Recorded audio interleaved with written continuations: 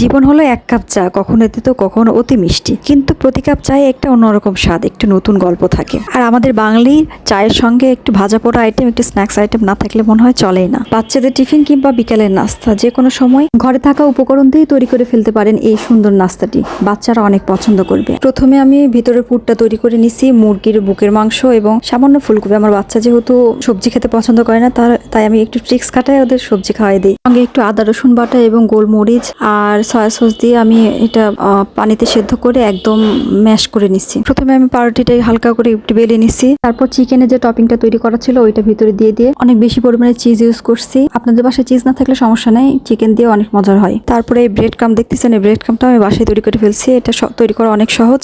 কয়েক পিস পাউরুটি নিয়ে আমি এটা ব্লেন্ড করে নিয়েছি এবং সামান্য একটু অরেঞ্জ কালার ইউজ করছি। সেম প্রসেস আমি সবগুলো তৈরি করে নিচ্ছি। এরপরে আমি এটা ফ্রোজেন করে রাখার জন্য এয়ারটাইট বক্সে রেখে দিয়েছিলাম ডিপ ফ্রিজে সারা রাতের জন্য, যেহেতু আমি সকালে বাচ্চাদের টিফিনের জন্য নিয়ে যাব। তারপরে সকালে আমি 10 মিনিট আগে বের করে রেখে এটা আমি ফ্রাই করে নিচ্ছি। তৈরি হয়ে গেল আমাদের মজাদার চিজ চিকেন রোল। আশা করি ভিডিওটি সবার ভালো লাগবে। নতুন নতুন ভিডিও পেতে তো কেক পার্লারের সঙ্গেই থাকুন। ধন্যবাদ সবাইকে।